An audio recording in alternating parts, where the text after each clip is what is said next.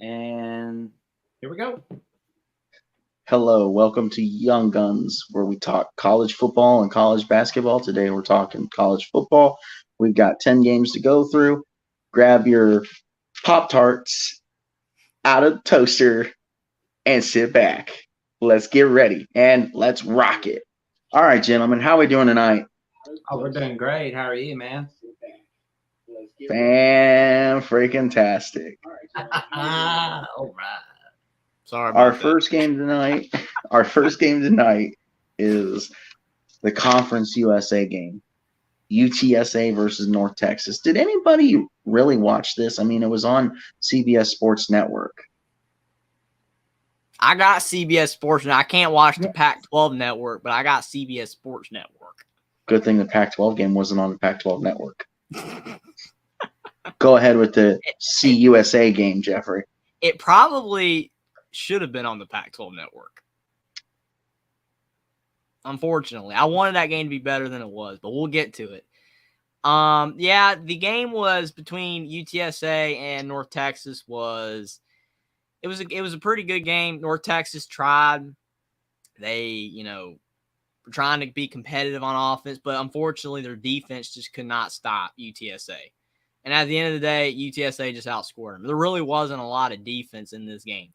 It was just UTSA's offense was able to do more than what North Texas was. And, I mean, UTSA on paper was the better team. North Texas was capable of winning the game, and they tried. But, again, it is what it is, and UTSA got the win, so good one for them. Little fun fact about the Conference USA title game for 2022 was that this was the last Conference USA game for both Texas San Antonio and North Texas.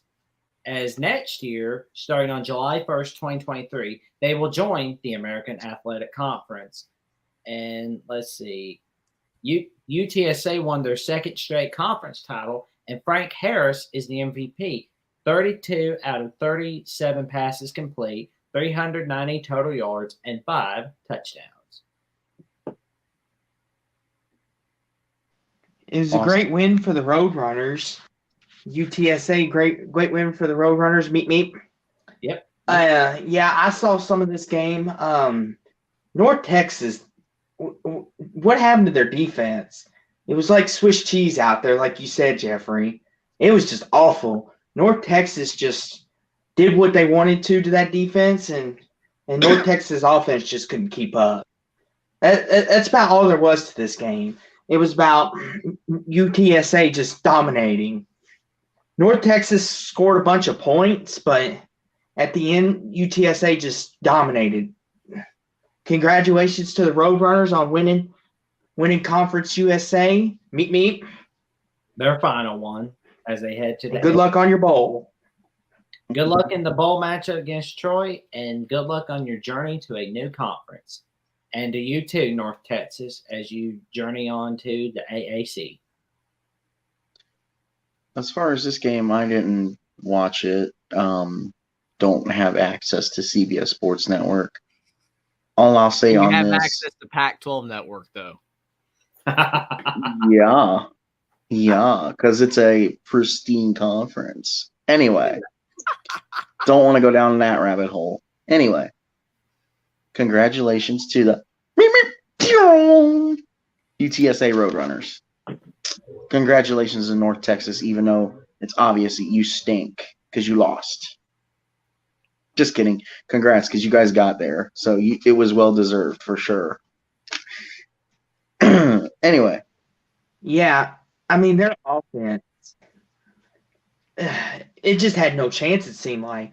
As soon as UTSA went ahead by so much, it just seemed like it was a lost cause after that. Defense. Defense. No defense. And if you fall behind by 14 or 21 or anywhere in between, you start to become a one-dimensional team. So I'm sure that's what happened. Mm. Oh, I understand that completely. It's just, it's just the defense was just bad. Like, you had to be better in conference championship games with that defense. And we'll get the defenses in a minute. Oh, yeah. Because theirs wasn't the worst of the day. Yeah, that Pac-12 championship game, I can't wait for that one. That deserved to be on Fox. It did. I mean, great game. It just wasn't very close, but Yeah, I do have a lot to say about that one, but in due time. Oh yeah. Gentlemen, now, as ESPN likes to say, it's time for some action. There you go. Little Mac. Toledo versus Ohio. How do we feel about this one, Jeffrey? well, this game right here, obviously Will was the only one that picked Toledo. And Ohio, you let me down. yeah, I thought y'all were Ohio, better than that. I don't know what happened really because unlike I watched a good bit of the Conference USA, you know, that one I watched a good bit of, but the MAC there was just way too much going on. I flipped it over a couple times, but it just looked like this was the opposite. It looked like Ohio's offense couldn't get anything, whereas the other game between North Texas and UTSA, there was no defense really on either side, but UTSA's played a little bit better. It was really Toledo and Ohio, both their offenses were really struggling, but Ohio's offense struggled even worse, and Toledo was able to get a win. Very good win for the Rockets. You let us down, Bobcats, but that's okay. I hope you do well in your bowl game, but good win for Toledo. They won the MAC. And by the way, they should just put the MAC on all season during the week instead of toward the end, because it's like that's the only way you're going to get any coverage.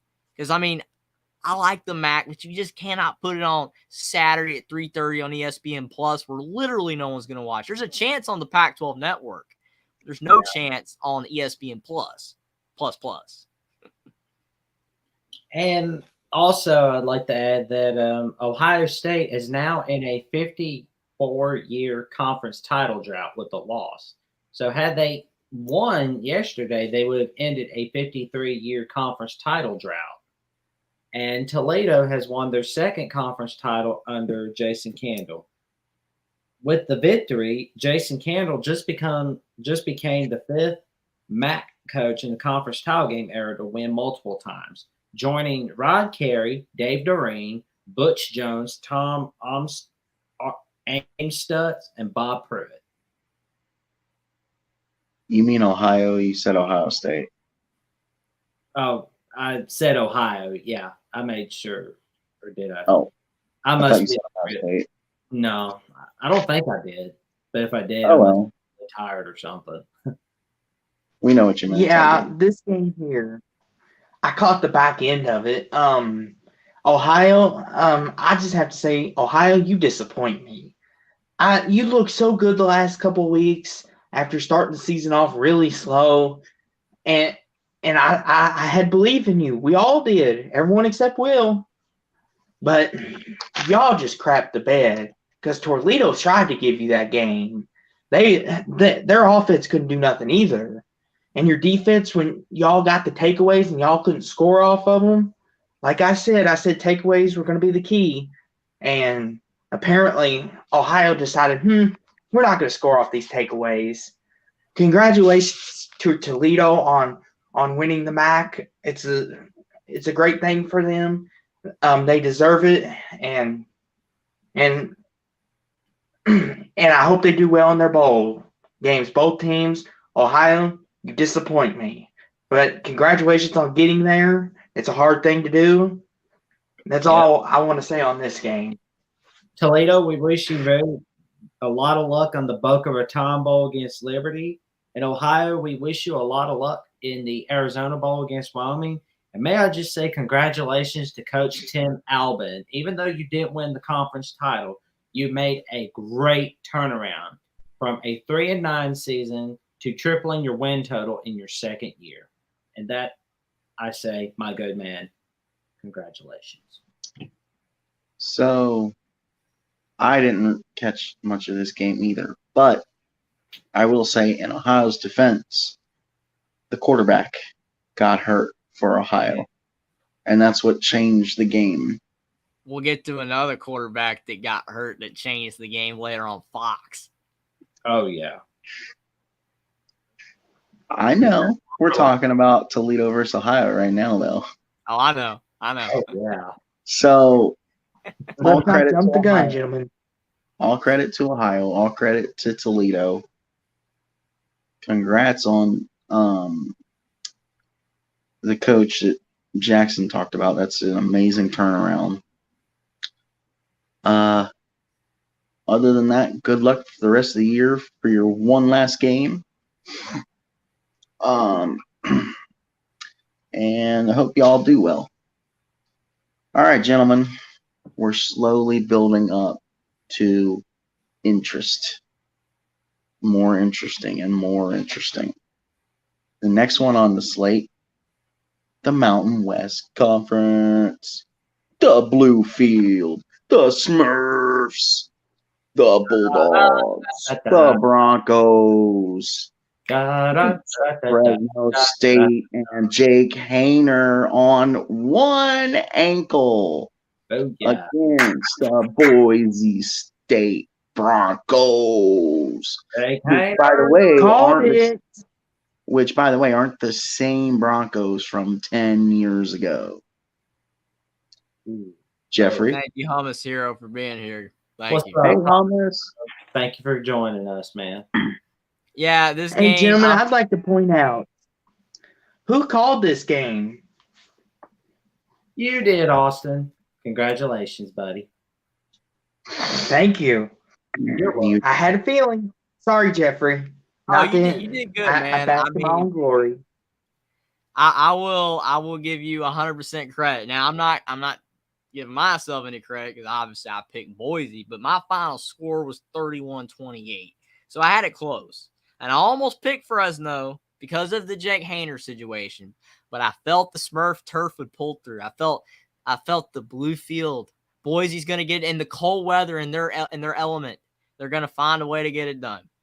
But Austin, kudos to you for biting the bullet and taking Fresno. And Fresno, they played really well. Jake Hayner, he played like a quarterback. Unfortunately, Taylon Green, quarterback for Boise, he was all over the place. He'd have one good throw, and then his next throw was just terrible. So their whole offense was inconsistent. And once they fell behind, Boise is a more of a running team, and that kind of goes into the one-dimensional thing. You're making a quarterback that's not the greatest thrower in the world have to throw on every single play because you're down, and that really hurt them. So Fresno, they played great. Their defense was pretty solid. Their offense, Jake Hayner got it done, and they probably more than likely would have beaten Boise the first time if he was available to play, maybe. But Boise played really badly on their own field. And I feel bad for Boise fans. You're out there in that 30-degree weather, and your team did not get it done. So that was kind of sad to see. But both teams, kudos to Fresno State for getting it done, and I hope both teams succeed in their bowl games. I'm sure they will, but very good win for Fresno State.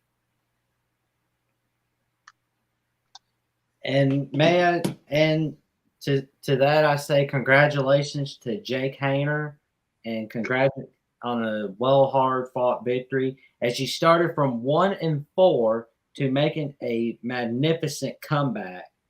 You go from 1-4 to 9-4, winning the Mountain West. And congratulations to Jeff Tedford and quarterback Jake Hayner. And we wish you a lot of luck in the Jimmy Kimmel LA Bowl against Washington State. And Boise State, we say congratulations and a lot of luck to you in the Frisco Bowl against North Texas. And what a great turnaround. I will say. First season. Go ahead, Austin. I will say I was the only one that picked Fresno State. I just had a sneaky suspicion that Fresno had something left to prove. It's hard to beat a team twice. It just is. And we'll get to that in the Pac-12 soon. But that's not what this is about. Fresno State, they did a great job. They didn't get behind. Their defense held up their end. Their offense did great, I believe. Hayner, he wasn't the healthiest, but at least an 80% of Hayner is better than nothing. And congratulations, Fresno State, on winning your conference championship. It's something that very few teams could say they have done. And congratulations to Boise for getting there. But if you're Boise, you got to do better at taking care of your business. Oh, You can't let a one-legged quarterback beat you. You just can't. true. Thomas Hero says, "What do you guys think about 2 bowl games in Yankee Stadium and Fenway Park? Seems more like punishment than a reward. Playing New York and Boston in late December." Well, I wouldn't say that. So, yeah, I was gonna say. So you're saying it's bad for Louisville and Cincinnati because they play each other in one of those baseball stadium bowl games. I will say my response to that is I understand what he's saying about you'd rather play in the warm. Yeah. You know, you'd rather Yeah, I play get in that, Florida, but still, they are historic places to be. It's cool, and they've been doing it forever. So That's you can go both ways with it. But I got a question for you guys before you go, Buck. I'm just, if you can't answer, I'm not even going to bother saying who I would pick. But Jimmy Kimmel LA Bowl, man, Fresno, you know, and Oregon State or whatever. Dude, you got to imagine, man, okay, who would be if there was another bowl game named after somebody, who would you name another bowl game after a person? Who would be your second option?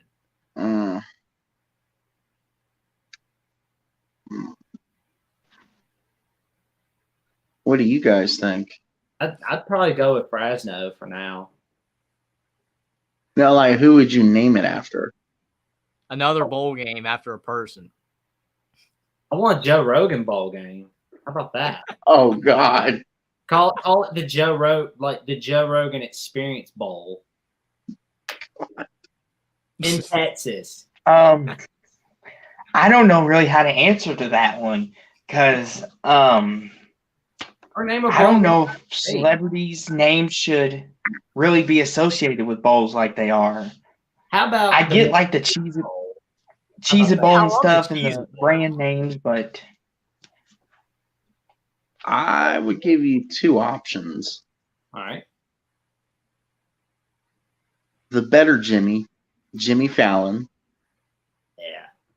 or here's a good one, and it's kind of a shout out. How about the Mr. Beast Bowl? Yeah. Oh, I'll lobby for that. I'll lobby for that then. I want to say Mr. Beast Bowl. There you go. But here you got Gerald. He says, how about a character like Mickey Mouse Bowl? And then Hummus Zero says, yeah, bowl game trips were always in vacation destinations like Southern Cal, Miami, New Orleans. But good point. There are historic venues talking about. I got one. How about, let's see, the Donald Duck Bowl? The PewDiePie Bowl. That a good one? The Simpson Bowl. What about the Goofy Goober Rock Bowl? Oh, there we go. All right, guys. Sorry, man. I had to do it. I'm sorry. It's all right. So we're talking Fresno State and Boise. Jake Haener is an incredible human being. The dude is nuts. The reason I took Boise, though, you got to think, it's the Smurf turf, baby. That didn't seem to be a factor, though. I will say. The defense was kind of for Boise, and honestly, it was like, it seemed to me, because at one point it was a blowout. It was like 28-9 at one point. And so it seemed to me just like Boise just came in and was like, you know what? We're too good. We beat them once by 20. We're going to easily win this game. We can just walk in here and sleepwalk the whole game, and we're still going to win. Well, guess what, Boise? Fresno showed you and slapped you upside the face. Said, hey, you need to play, son. So congrats to Fresno for winning the game. Congrats to Boise for getting there. You obviously don't suck. But man, all props aside to Jake Haener. Jake Haener is a monster. Oh, yeah. Love that man. Next, We have the Sunbelt. 2-year span Cinderella. Coastal Kakalaki Carolina. versus the Troy Trojans. Chanticleers. Troy. Go ahead, Jeffrey.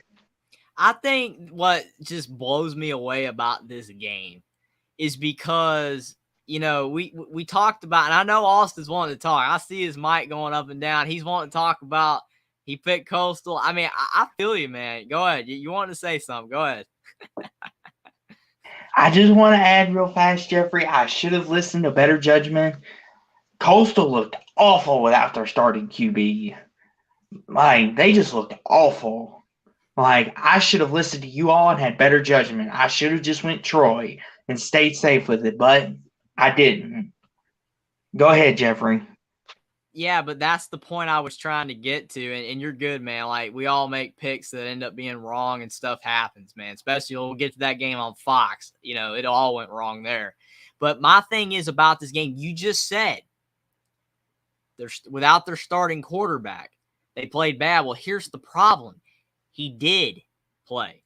Grayson McCall, 29 of 41 for 319 yards, 3 touchdowns, and 1 pick. He played. That's not the problem. Grayson McCall actually played. Coastal Carolina's defense was horrible, and it was horrible against James Madison. They gave up 47 to the Dukes. They gave up 45 to the Trojans. Not those Trojans that we're going to get to that also have bad defense. But the thing is Coastal Carolina, it's not the offense. Grayson McCall played, and he actually played really well considering he wasn't 100%. The problem is their defense was bad, and Troy took advantage of it because Troy this season has been winning games like 10-9 and 17-14. They've won a lot of low-scoring games, but Troy was able to win this game in a blowout because Coastal's defense didn't show. I don't know what was wrong. I don't know if there was injuries on the defense. I don't know what actually happened, but that was the problem. Coastal Carolina's defense, they played terrible. It wasn't Grayson McCall. It wasn't the offense. Their defense for the last few weeks has been terrible, and that's why Coastal Carolina lost this game. So kudos to Troy. I'm glad you won. You played great. Can't wait to watch you in a bowl game. Same with Coastal. But that's the problem with Coastal. And again, I don't know if that has to do with Jamie Chadwell either. Leaving. I don't like making excuses. I'm not that way. But Jamie Chadwell going to Liberty, you know, ever since the speculation with him leaving, their defense has just been terrible. So it could be lack of effort. It could just be lack of effort. Maybe they didn't try because it didn't look like they tried to me. I watched Coastal play App State. I was at the game. And Coastal played a lot harder on defense then than they did the last 3 weeks. So it wasn't anything to do with Grayson McCall because he played and he played great, but their defense did not play good at all. Whether it was lack of effort or what, they were horrible. And again, kudos to Troy. Yeah, and this just seems to be the common theme tonight. Nobody wants to play defense. Yeah. Well, I told you. May I just say to Coach John Summerall, when I was on a little trivia several weeks earlier, I didn't know who you were, but now you've made me know who you are. Kudos to your wonderful first year at Troy with 11-2. And ever since that Hail Mary pass against Appalachian State, where game day was in town, right? And, you know, you lost. You've won 10 straight, and you're like, we're not getting humiliated again. I can guarantee you that.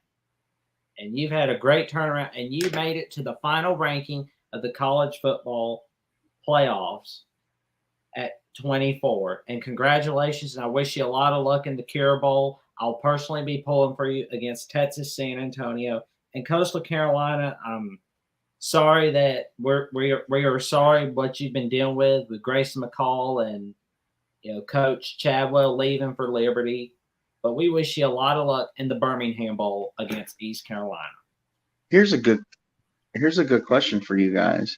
What's that? Do you think that between Grayson McCall not being 100% and Chadwell leaving for Liberty, do you think he enters the transfer portal to transfer to Liberty? Ooh. It's possible. It's a possibility. I say more than likely not, because he just seems like a loyal type of guy. Like I just don't think he's going to. I just think he just seems like a loyal type of guy. He's going to stay true to Coastal Carolina. Stick it out, finish it out. I was going to say loyal to who? The university or his coach? Well, because yeah. usually the coaches that are usually the players that are loyal are usually loyal to the coach more than the university.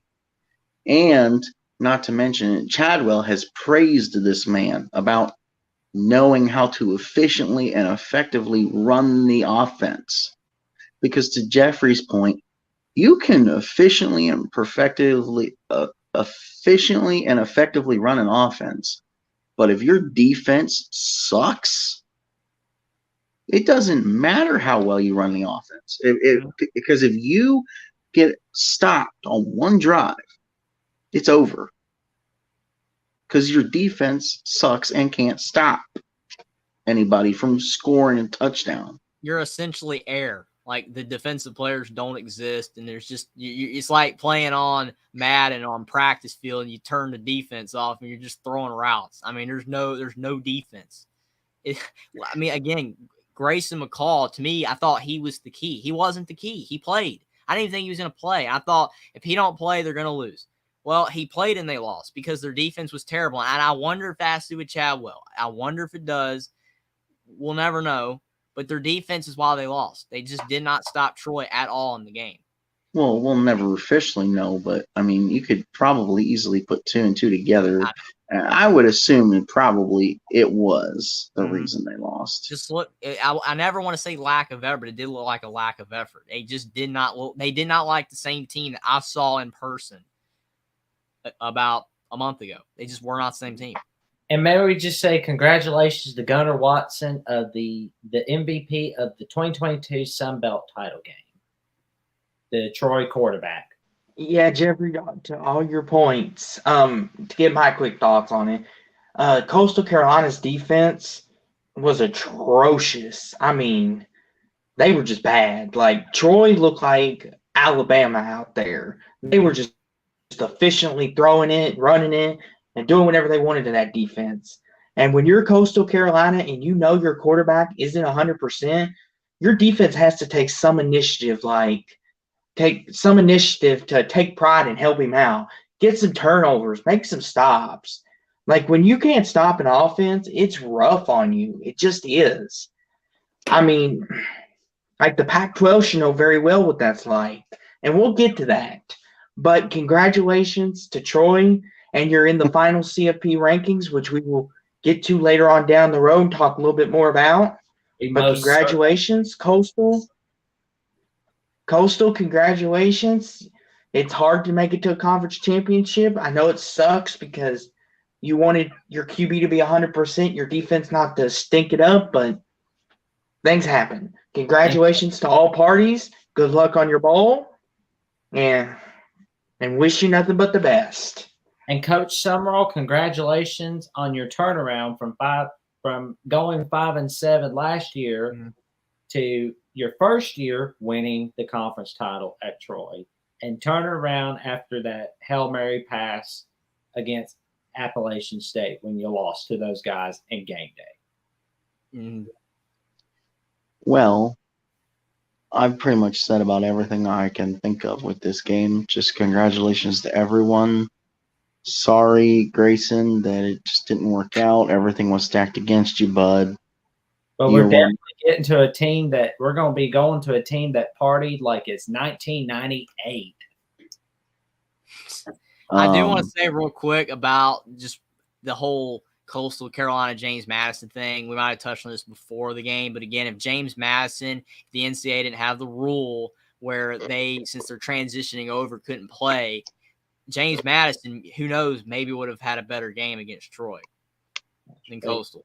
Right. So that kind of stinks for James Madison. So, and the other thing I'll just say, I love how every single game leads to that Pac-12 game, man. It's like the no defense, the injuries, the quarterbacks. It's just all leading up to that, man. Oh yeah, you know it. But yeah, Yeah, but real congratulations. quick on the NCAA rule, that rule just needs to be taken, needs to go away because I never understood that rule. Maybe someone in the chat or maybe one of you three understand it better, but I don't get it. But maybe it's not for me to get. Well, here's the thing. It's there for the school zone protection for one. For two, because for one, they think the NCAA, for whatever reason, thinks that the FCS level isn't as good as the FBS level. So they're just going to suck anyway. They're not going to win enough games to qualify for a bowl game. So that's why it's there. It's for transitional purposes, and, well, they're playing a higher level of competition, so they suck. Well, that's And it that's doesn't make not any always the sense. case. It doesn't make any Yeah. sense. What they should do is if you're good enough, and James Madison has shown this year that they were good enough. I mean, again, Grace McCall was out, but James Madison put up 47 points on Coastal. Granted, Yeah. defense might not have played hard because Jamie Chadwell and all that, but James Madison deserved to be in this game. They deserve to be in the game. They're good enough. They went 9 and or 10-2 or whatever. They deserved it. There's no reason in the world that they shouldn't have been able to play in the conference championship game when they had the best record in the head-to-head in that division. There's no way. They've already transitioned over. They're ready. I can understand for 4-7 or 4-8 or whatever, that protection stuff doesn't matter because they're just bad and they're not going to make anything. But if you're good enough to be there, you should be able to be in the game. There's no reason that you shouldn't. Oh, yeah, I completely 100% agree. I'm just giving a rough estimate of what I'm thinking the rule is for. Because, like, yeah, it shouldn't matter if, you're transitioning and, oh, wow. Because here's the thing. What are you going to do when, like, Montana State, Montana, and North Dakota State all transfer up to the FBS and they show you NCAA is like, oh, some of these FCS schools really actually don't suck. Because, like, North Dakota State has always, for me, been nicknamed the Alabama of the FCS. Because they win majority of the time. They're always in the playoffs. They're always, like, in that final weekend playing for it all. And it's like these kids are good enough. Let these kids play and let them have the ability to play in these conference championship games if they can make it and play in the bowl games, because it's not fair. You're taking away one opportunity from one team by replacing it with an opportunity for a team that either deserved to play in a better bowl game or didn't even deserve to be in a bowl game because they didn't qualify at 5 and 7. Mm-hmm. Yeah, North Dakota State is like better than the bottom teams in the FBS by far. There's like no debating that. James Madison wasn't even the best of the FCS, and they came on over into the Sun Belt, otherwise known as the Fun Belt, and they had a lot of fun this year. They're good. North Dakota State would destroy UMass. They just so would. when is North Dakota State going to join either the Conference USA or the Mountain West? That's what I'm curious about. But that's later on. That's a little too big of a jump. If anybody's going to make that kind of a jump, it's going to be the team that I think started this whole thing. It's going to be App State. Yeah, that would make the jump to a group of 5, a more powerful group of 5. App State is in the Sun Belt, so they're already in it. I'm saying, he said, like, when would they make he jumped, because I realized Mountain West is a group of 5, but it's almost, in my opinion, there are some years where it battles the AAC for the Power 6 spot.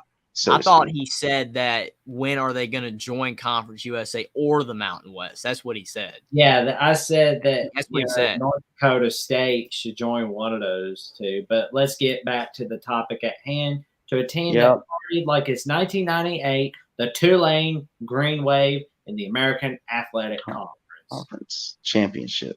Oh, yeah. I watched some of this game. It seemed to me like Tulane just pulled away with it and then let their foot off the gas, so to speak. And this game, I think it looked closer in the end than it should have. But, it is what it is. We're at the point of the year where it's just win and move on.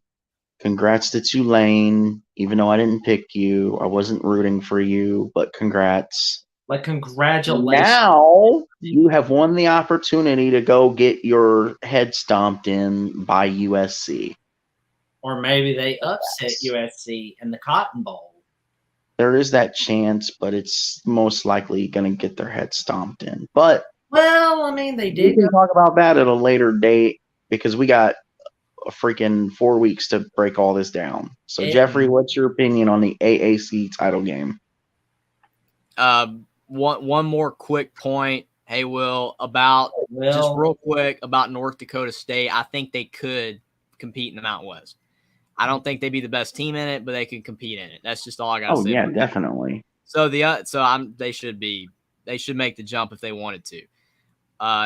Yeah, okay. Yeah, I know. Mm-hmm. But my thoughts on the AAC championship game is I agree with what you just. Oh, okay. All right, that makes more sense. But Tulane, yes, I agree with you that they dominated. They completely dominated UCF. The game was not close. And like you said, whether it was taking foot off the gas or UCF found a little bit of life, made it look closer, but Tulane destroyed them. Everybody, I mean, they were showing the fans, man.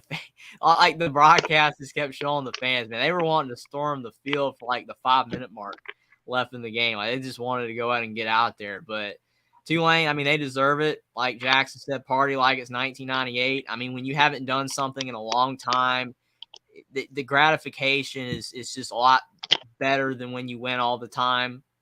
Because, I mean, I'm not saying when you win all the time that you don't appreciate it. Obviously, it's new players, new experiences for a lot of people that they're going to be happy. But, like, for Tulane, you could just see their excitement. It was awesome to see. I hate it for UCF. They didn't play too well. I mean, it is what it is for them. But they're both going to be playing in bowl games. But it would be cool to see Tulane compete against the Trojans, at least. I mean, doesn't matter who wins, but you don't want that game to be a blowout. But I think Tulane can make it interesting. Tulane's a really solid team. And as I've said, I've hammered this point home a million times. Tulane was 2-10 last year, but they had a lot of injuries.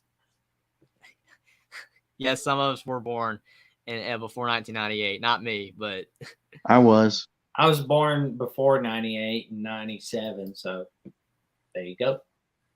But, yeah, Tulane, they're a really solid team, and I think they could compete against USC a little bit.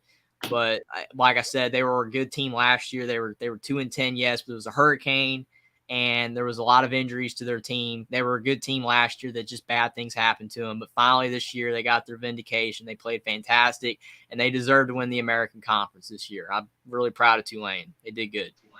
Mm-hmm. You think they're this year's storybook ending team, so to speak? What I mean by that is they're the team that finally they get their just dues, that they finally make all the wrongs right. By doing what? Beat USC? I mean, come on. I don't care if there's opt-outs. It's a Power 5 school. Georgia, to Jeffrey's point, Georgia proved this point 2 years ago when they beat Cincinnati. I never said they were going to beat USC. He was talking about your storybook ending. You said like a storybook ending would be beating USC, right? Or is this already the storybook ending and the USC doesn't matter? Oh man, no. For it to be a storybook ending, they have to beat the Trojans. I was talking about Austin's point. Was he saying in his opinion that the storybook endings already happened? Because to me, like you, Buck, I agree they have to beat or over here. Like you have to beat USC to have the storybook ending. Right. Mm-hmm. But it was a magnificent season for Tulane. Like last year, they were one of the worst teams in the American Athletic Conference, going 2-10, and now they have a shot to end the season at 12 wins. Like, how big is that, man? And congratulations to Coach Willie Fritz, and congratulations to the MVP of the game, Michael Pratt, the quarterback of Tulane. A lot of luck. Oh, we're doing pretty good, Michael Hogg. How are you doing? Pretty good? Doing pretty good.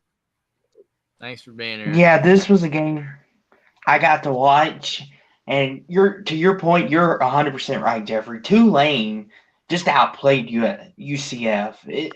It like UCF just I don't know if it was because Tulane, like you said, let off the gas, and UCF got those garbage touchdowns, and it made it look a lot closer. But if you actually watched the game, you would know Tulane looked like the better team, like they should have. They were hitting on all cylinders, and to me, this is already like this is all they could hope for. They won the American Conference. I mean, how many teams could say they get to win their conference after going 3-9? That's what I mean by it's already a storybook ending. But to beat USC in the Cotton Bowl, that just adds another cherry on top. That's another discussion for another day. But congratulations, Tulane. You're going to the New Year's Six Bowl. Exactly. A beautiful turnaround by Willie Fritz and to Central Florida, who played their final conference game as a whole in the AAC. Good luck on your journey against Duke in the Military Bowl, and good luck on your journey to the Big 12 starting on July 1st, 2023. Your thoughts on the game, Will? Well, I was enjoying the Georgia beating down LSU. I watched that whole game and never turned the channel. Like when I'm locked in on a game, I'm locked in a game, and I was locked in on that game, seeing Brian Kelly suffer. Well, but I think it's great that a team that wins the conference is actually going to stay in the conference. Same with Utah winning the Pac-12. I think it's great that a team that's staying in their conference. So you're saying you agree with the real MVP? Is that a good thing? Because if you remember, Will, the real MVP told Mark that these teams that are moving out of their conference should never win the conference championship between now and when they make the move. I mean, I wasn't watching that show, so I didn't know that he said that. Oh, I was like, but maybe we can agree on a few things. Like we'll probably disagree on most, but we'll may agree on a few things. Well, I disagree with watching Georgia LSU completely through just to watch Brian Kelly suffer. I mean, that's why you got the channel changer, man, the remote, right? I mean, you got. We'll get to that in due time, guys. Bits of all the that's a little bit further down the road, guys. Hold on. And not as important as that pack, man. Yeah. That game, man. That's a further down the road. Just hold on. Ahead. Yeah. The next game that we're going to talk about. Is there anything we missed on the AAC? Good job, Tulane. You at UCF. Hopefully you can rebound. And Coach Malzahn, we hope you won't be as big a choke artist in the Big 12 as you were in the AAC. Oh, and we send thanks and gratitude to both teams. We all do. Exactly. The next game we're going to talk about was the ABC nightcap. The who's going to show up game between Clemson, who has fallen off the wagon, and North Kakalaki. I think my opinion in this game is I've been proven right that DJ Uiagalelei. Ukulele. Why do you think half people in America call you DJ Doodoo? Go fit in a system that you can actually work with because you're stubborn. You don't want to adapt and adjust to a system. You are a stubborn person. And as of today, he's He's entered the transfer portal. Yep. We don't know where he's going yet, but he's. As far as where his brother is. Right. Can't even speak properly now. So, I mean, it feels good to be proven right because I've said all along he ain't that good. I've said since Georgia last year he ain't that good. And I mean, really, you got replaced by the backup in the middle of the game. And you guys were winning pretty much the entire way of the game. You basically had full control the whole game. And you Gerald said got I picked North replaced. Carolina in that game. I sure missed that one. Yeah, I played it safe and took They Clemson. missed, my friend. But I mean, UNC plays no defense. yeah. Like another team we'll get to. Well, Clemson's offense has gone downhill. I mean, seriously, 3 picks or whatever it was to Notre Dame. Anyway, just as a whole, that game was not even worth watching. I feel bad for anybody that spent a decent chunk of time watching that game because we knew who was going to win from the beginning. Anyway, since I can't think of anything else to say, Jeffrey, your thoughts? I don't disagree with you there about knowing who was going to win since the beginning, but it should be completely properly said that once Kate Klubnik entered the game. Because at the beginning of the game, it looked like North Carolina was going to win.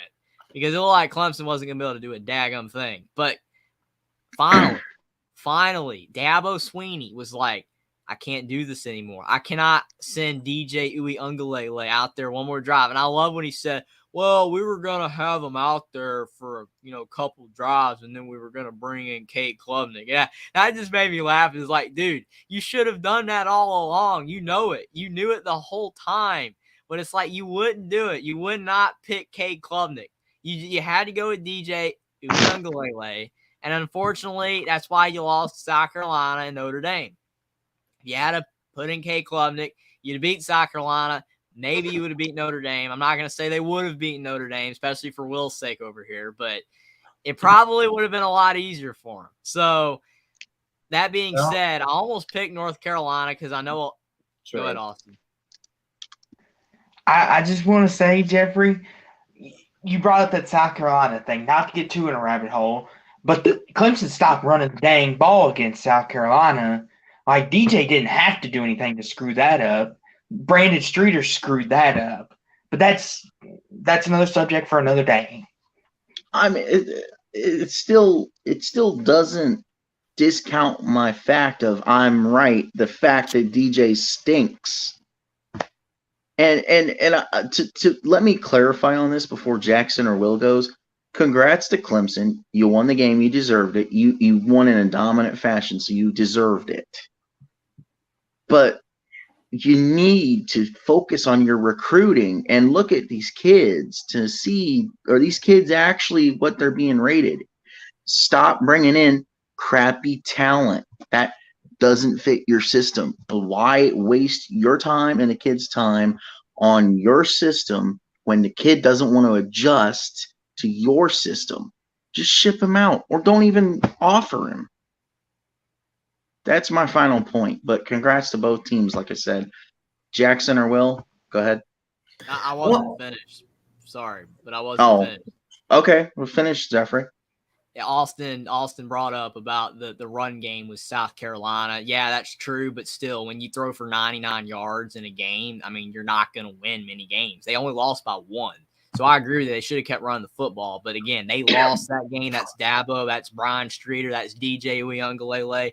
That's them not letting them Will Shipley run more. But they lost, so it is what it is. But in the North Carolina game, I almost picked North Carolina because of the fact, the whole motivation thing. I said when we were live before, I said it's all going to come down to Clemson's defense. Are they going to be motivated? And whether DJ Uiagalelei plays well against North Carolina's horrible defense.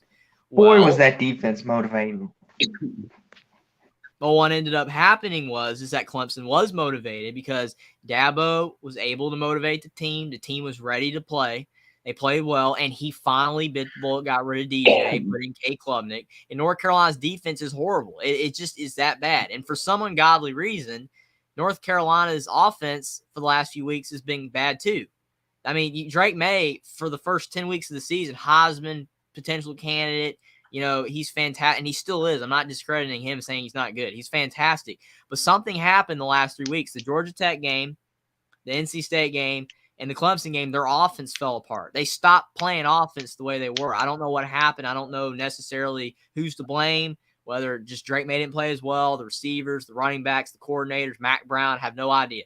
But North Carolina's offense fell apart the last 3 weeks of the season, and Clemson's defense played really well, but North Carolina's offense blew this game because they gave them no chance to win.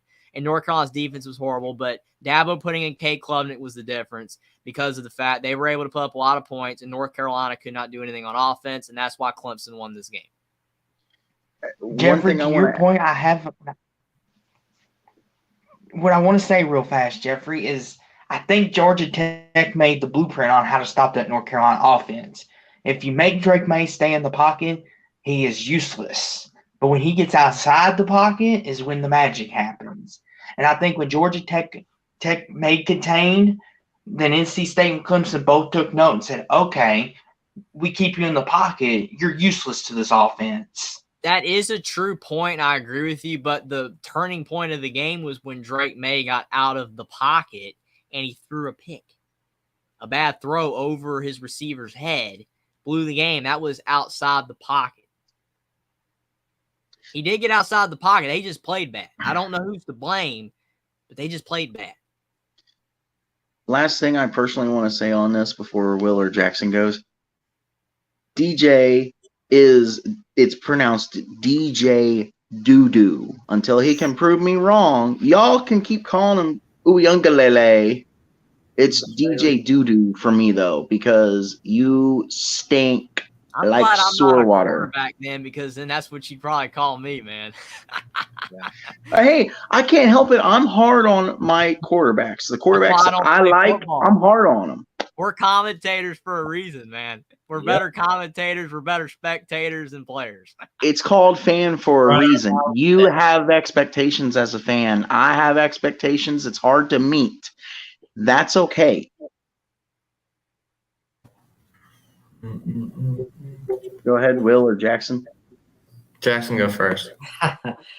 I would like to say congratulations to the Clemson Tigers on a wonderful victory, and we wish you a lot of luck in the Orange Bowl against the Tennessee Volunteers. In North Carolina, we wish you a lot of luck in the Holiday Bowl against Oregon.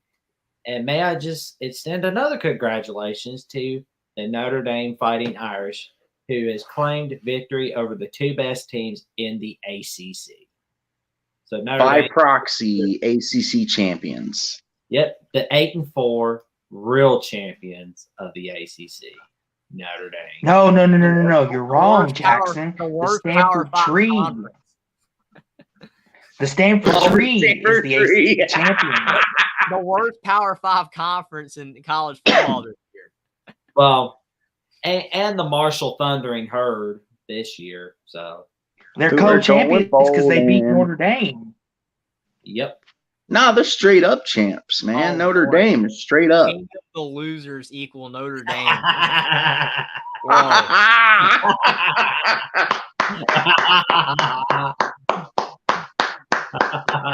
Uh-oh. Oh, Giuliani eyes. Come on, man. That's my gig, dude. Yep, the 8-4 Marshall Thundering Herd. Onward to another dominating conference. Let me talk. I was going to say, Will didn't even say anything yet. Yeah, let's hear your congratulations to Notre Dame, man. Notre Dame wasn't even in this game, man. It was Clemson and North Carolina as Buckeye Mike. And I got some things to say. I'm just kidding. Austin too. Yeah, so congratulations to Drew Pine, all the guys on the team for doing a great job winning the ACC this year.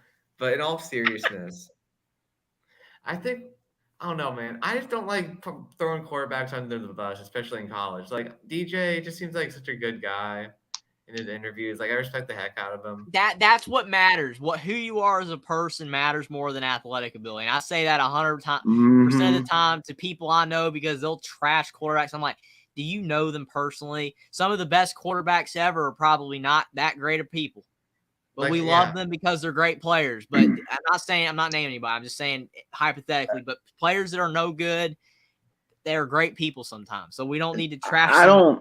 I don't say this to try to save my skin. I say this out of sincerity.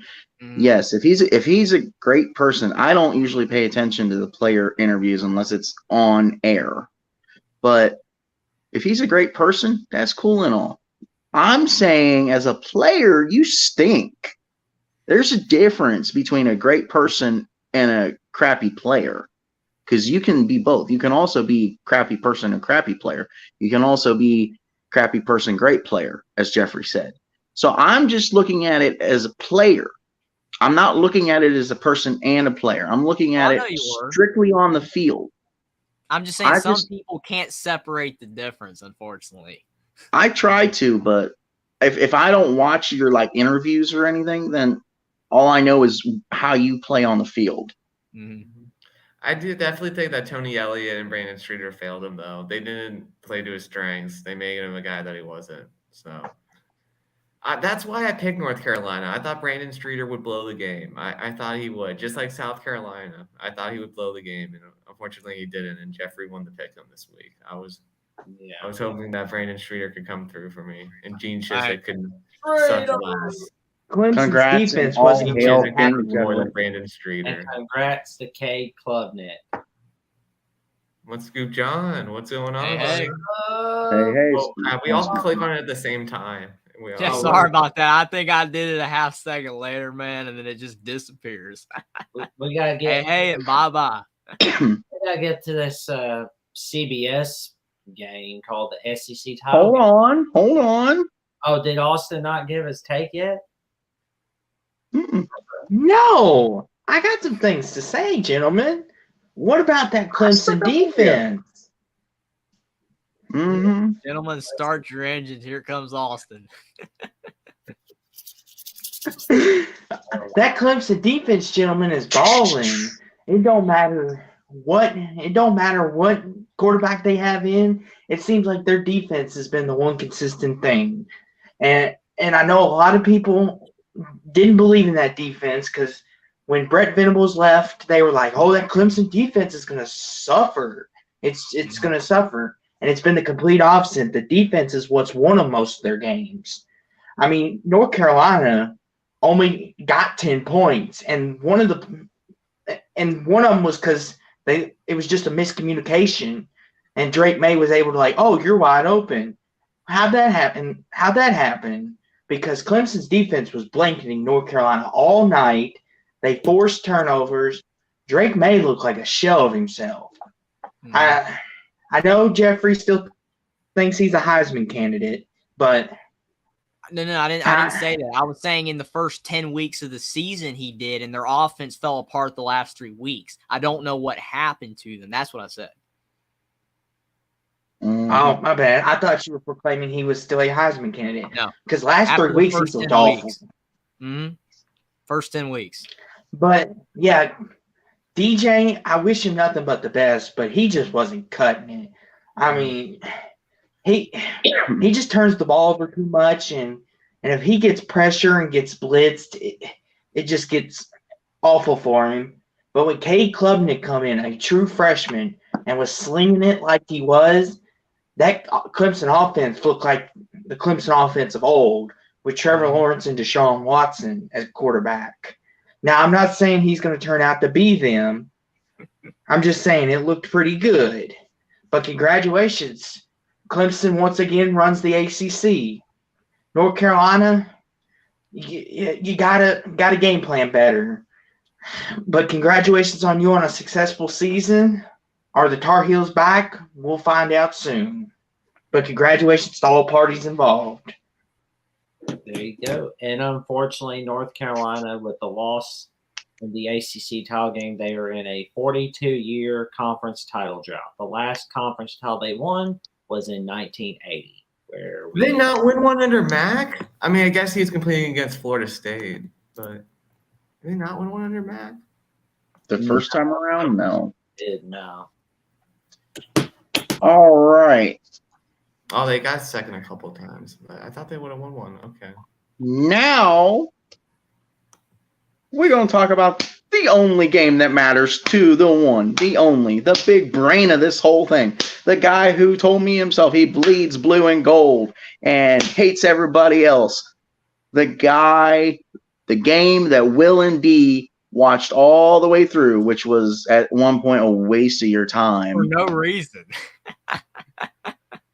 We're talking LSU, Bayou, tail between their legs Tigers, Brian Kelly, who shouldn't be marketed as BK anymore. We're Burger talking the Georgia Bulldogs. I We're can't hear talking what you said. LS who? LS who? I can't hear you. Burger LS King, LSU. Burger King is the only BK, man. Yes, my point. And the Georgia Bulldogs. And Kirby Smart. Is he really that smart? Debatable. who? Now, now, the biggest thing in this game, because we knew coming into this game, Georgia was going to dominate from start to finish. The biggest thing that came out of this game for me was that Georgia lineman picking up Jaden Daniels one-handed and cradling him like a baby. That's the biggest important part of this because I turned this thing off after halftime because it was pointless. Because LSU, or as Jackson would say, LSU, is not built to compete and stop Georgia. Obviously, they were sort of built to compete and stop Bama, but that's a different story. I was just making a point. This team has a lot to build on. Great and successful first year for BK at LSU. You got to earn a respect, man. If you want the respect, you got to win these games. You still suck in big games. You can't win in big games without getting lucky. Because I'll tell you what, if that tight end falls down before the end zone against Bama, you lose. You want to be not made fun of. Win the big games convincingly like Kirby Smart and Georgia does. Now, I will say you got to have time for recruiting to turn that around, and so that happens. Anyway, I'm getting off tangent here. So, Jeffrey, to you. Literally the Real first fast, the old saying is, it's better to be lucky than good. And LSU has been lucky this year, so the old saying stands for them. It's better to be lucky than good. Go ahead, Jeffrey. not against Tennessee and the best 5-7 team in the country this year. That was a look ahead. Like But idiots. We're not going down Hey. this rabbit hole again. I'm not, but okay. I'm just saying. But I will say about you stole what I was gonna say right out of my mouth from my beating heart of the guy picking him up with one arm and putting up number one. Like, I would love to be able to do that. Like, just be able to hold somebody with one arm and then put with my other hand number one. But nah, I'm just kidding. I wouldn't want to do it that bad. I kind of felt bad for real though about LSU and Jay Daniels because it was sad to watch, man. I mean, he tried so hard. I mean, again, this game didn't matter to people as much because of the fact Georgia's in, LSU's out, no matter what. But kind of Jay Daniels is kind of like with the Caleb Williams thing where, he got banged up. Okay. Yeah. I've been working out a little bit. Thank you. But again, LSU with Jay Daniels, it's just he was not 100%, and obviously Traveling Fools, how are you, our man? What's up, TF? Yo. Yo. We have to make a little correction here for TF. I think Miami's the best 5-7 team in the country. A&M. What they beat Miami. Been drinking? Oh, yeah, but it was on the road. That doesn't matter. A&M beat Miami. Therefore, they're the best 5-7 that doesn't team. even matter. A&M's still better because Miami couldn't beat LSU. The end. Okay. Well, may I go back to what I was saying about this game? Yes. I love your comments. I love you, chat. But, I'm getting my mind Sidetrack. I'm trying to remember what I'm saying. You got this game. Caleb Williams, USC, hurt. Blow game. Defense was bad, though. LSU, same thing. Jay Daniels gets hurt. He's trying to play. He's hobbly. No one cares because this game doesn't matter like the USC one did to the playoff. But it still stinks for Jane Daniels that he got banged up because, if he was 100%, it didn't get banged up, maybe it'd been a little bit better. But at the end of the day, LSU's defense could not stop Georgia. That was the key. Georgia just ran all over him, threw all over him. So I'll just say that LSU did the best they could to not make it look like they are completely terrible and to make it somewhat respectable. But the game was never in doubt. And Georgia is the best team in the country. But I will say, if they play like they did against Missouri, they're beatable, like everybody. But Georgia's been playing like dynamite lately. But if they slip up and play bad in the playoff like they did against Missouri, they can lose. But Georgia didn't do that against LSU. They just destroyed them. So that's all I have to say.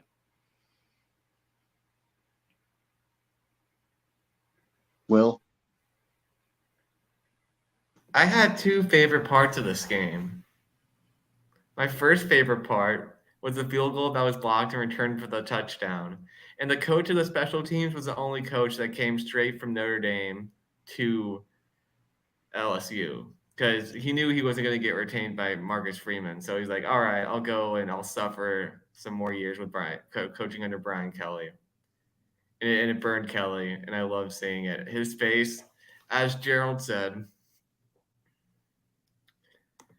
the look when Brian Kelly's face when the field goal attempt got ran back was priceless, and I really that was the highlight of the game. And also Georgia going for two and getting the 2-point conversion to make it to score 50 points.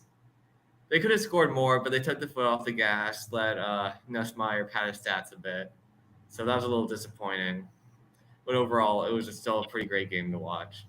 I mean, they still put a 50 burger on them. I wanted 70. Will, they got to have mercy. I wanted 70. 70? Okay, you guys grill me. Chat grills me for being an unrealistic and biased fan. You just hear what that man said? 70 points. They could have, but they took the foot off the gas. I don't care if they could have. You have too much hate in your heart for Brian Kelly, my man. It's because Will is like, he has that nice vibe. Like, I don't like any team, but Notre Dame and everything. It's like you Buckeye. It's like, ugh. It's like I guess it's just that vibe you give off. Like Will, even though he's literally trashing Brian Kelly and LSU, you can't dislike Will. Will is just that guy. He's nice, even though he don't like any team besides Notre Dame. You Buckeye, you just ugh. Because he's like you. He's monotone. He's hi. How you doing? Well, if you check out my Dion video, I got a few jokes in there. I'm trying to liven up a little bit. Jackson? Oh, tell you one thing. It was another LSU loss for them, and it was another Georgia domination. And sadly, Lade McConkey and Warren McClendon were out for the rest of the SEC title game with knee injuries, and we wish them a lot of luck. We wish them the very best in health, and we wish Georgia a lot of luck in the playoffs, and we wish LSU a lot of luck in the Citrus Bowl against Purdue, which we will get to in a little bit. Realistically, before Austin goes, I agree with you. Persona-wise, I have to completely disagree with you. We wish Georgia zero luck in the playoffs. Well, I'm just being nice. No worries. I know. We'll get to that soon. That's why I'm covering it both ways. There you go. Man, it's that whole unbiased and unreasonable stuff, man. It's like no. That's why I've worded it the way I did. I said, realistically, I 100% agree. Good luck to Georgia, but persona-wise, no. Oh, I'll feel zero you, man. luck. It's funny, man. It's just funny. This game here, I mean, Georgia, they just stomped a mud hole in LSU and walked it dry. I know that makes Will's heart full seeing Brian Kelly in misery, but let's be honest, did LSU really have a shot? No. Yes. No. If Georgia put their foot on the gas, which they did, no. Hold on. Yeah. Now, I understand what you're saying. I agree. But here's the thing. LSU fielded 11 men on offense and 11 men on defense and 11 on special teams, and so did Georgia. So if you want to be realistic, LSU had a shot because they fielded a team to play Georgia. Yeah, UMass has a shot too, right? Because they got 11 people on both sides of the field. I'm just The point saying. I'm making yes, is no, but the point is LSU made Stetson Bennett look like a Heisman candidate. Like He's you can't not. be doing that. No, I'm saying they did, and that's what this basically was. This was Georgia looking good, All and these games have and Georgia's bad preparing for their big game. This was just a warm up. I'm sorry, LSU was no competition. Congratulations, Georgia, you're on your way to the playoffs, which we'll get to later. But LSU, you had a great season. You slayed the dragon in Alabama, but you lost to Texas A&M, and then you get blown out by Georgia. Hold on, because That's all they I'm going to didn't. say about this game. I'm done.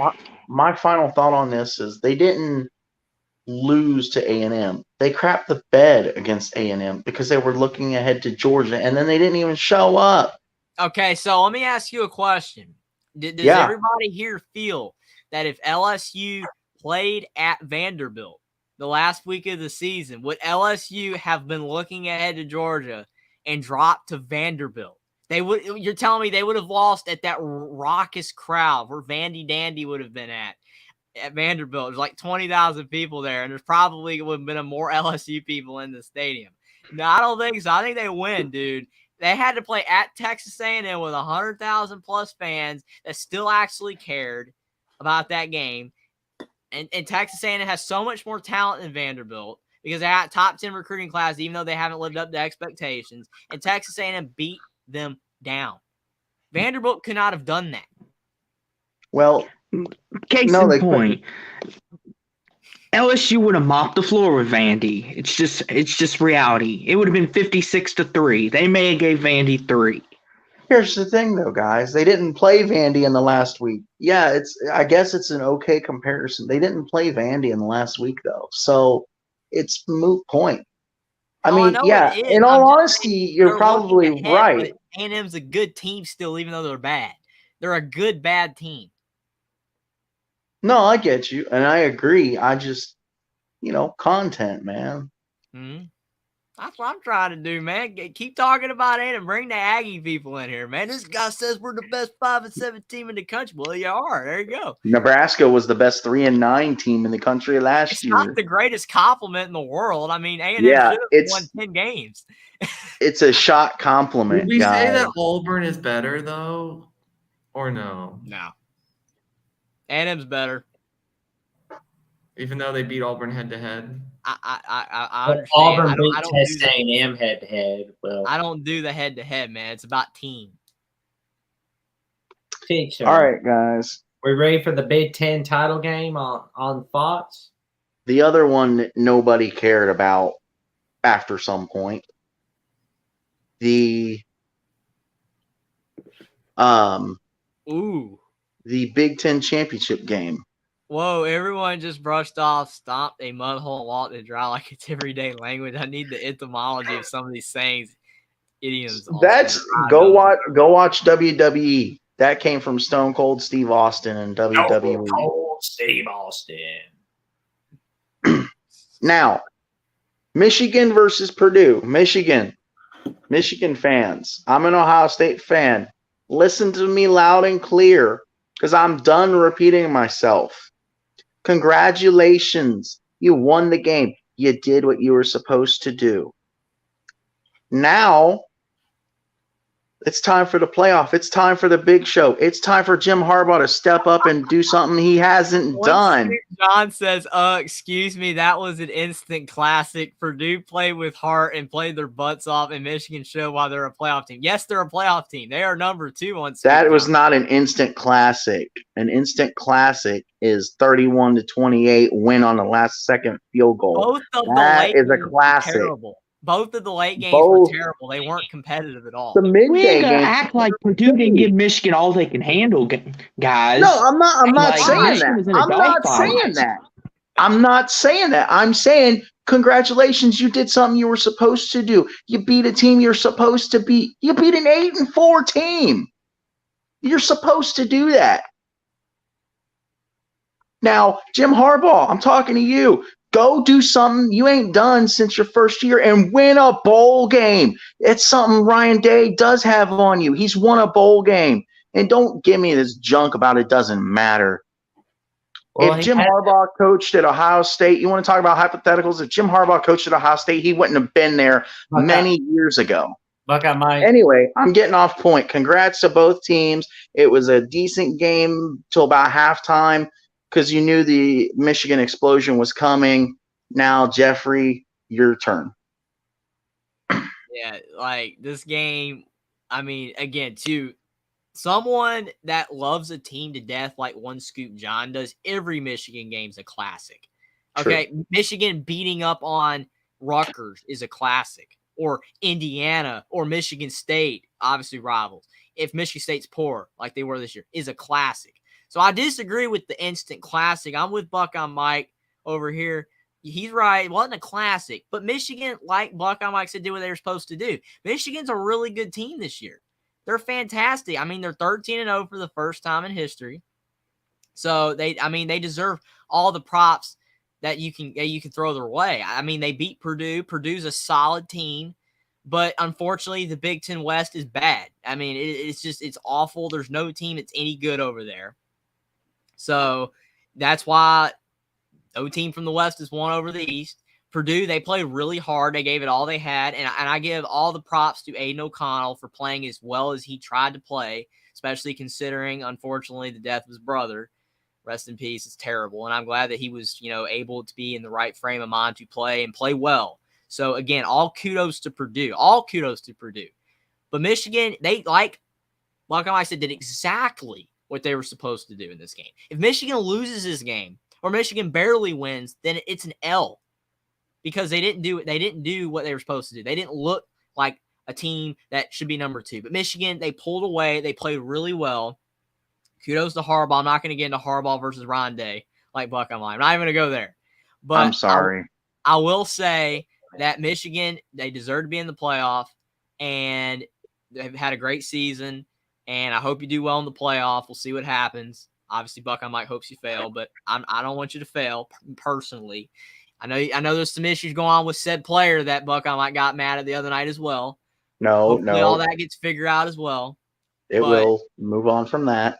Very good win for Michigan over Purdue. I'm not calling you out, man. I'm just saying. No, I know. I'm just trying to avoid raise of temperature in my body. Oh, I'm trying to do is settle all the ills, man. I'm trying to, we're trying to make the ills. We're getting well, man. I'm sorry. I just get heated with Michigan. Go ahead, Will. For this game, I thought Purdue had a chance if there was like a 4th and 8 at like the 15, and they kicked a field goal and they were down 12 to make it a 9-point game. That doesn't make a difference. Go for it, Jeff Brom. Go for the win. That frustrated me because I wanted to see a good game down the stretch. And if they would have gotten that 4th and 8 and scored a touchdown, who knows? But now, there's another big thing about this game. Purdue played well, although they have just so much less talent than Michigan. Yes. I felt like they got the most out of their talent in this game. Maybe if they would have gone and scored in that 4th and 8 and make it a 5-point game, it would have been interesting. Turnovers, too. Purdue turned it over too much. Yeah. If they play like that, with a little less turnovers, can they beat LSU in the bowl game? Because I really want them to beat LSU in the Citrus Bowl. Can they? Is it possible?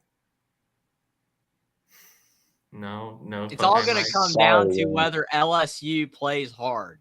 If LSU plays hard, then yes. I don't think Purdue's going to have a shot. But if LSU plays poor, then yes, Purdue's going to be amped up and they can win.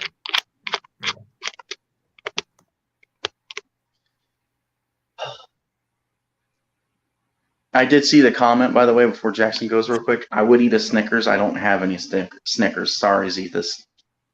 Go ahead, Jackson. Oh, thank you. Thank you. Let's see. Sad that Aiden O'Connell's ending on the sad note. Sad that your last Big Ten game didn't go the way you want it to. But, we wish you a lot of luck in the Citrus Bowl in your final game as Purdue's starting quarterback. And, to the Michigan Wolverines, on behalf of the Young Guns, wish you a lot of luck against the TCU Horned Frogs, which we'll definitely get to in a minute. Mhm.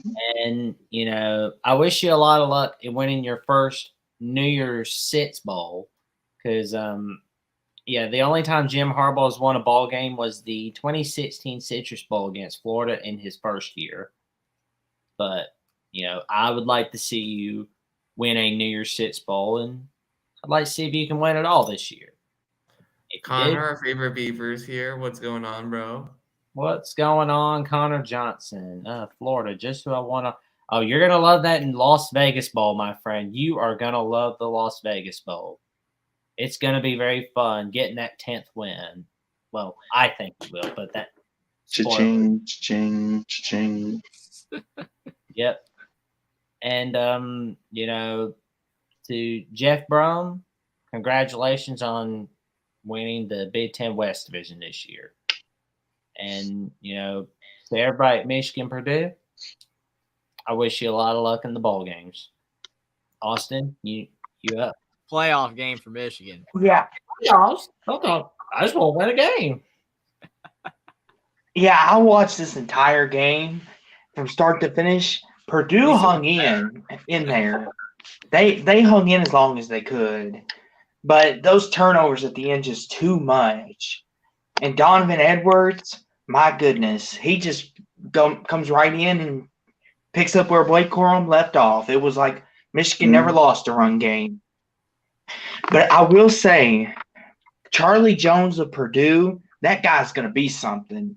He was eating Michigan's defense up. The announcer, Gus Johnson and Joel Klatt, compared him to the Julian Edelman, Amendola kind of comparison. In the slot, he gets people forget about him a lot. And it seemed like Michigan did there for a while because he was catching everything. He was open. And then Michigan finally said, okay, we've had enough of this. But overall, Purdue played a really good game. They could have won that game, I believe. Michigan tried to give it away there for a little bit when McCarthy threw that pick and then the fumble happened. I was like, oh boy, here we go. Michigan's going to collapse again. But no, it never happened. I give credit. McCarthy bounced right back after that pick.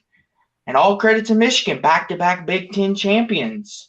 Now you can – and here's a question for everybody here.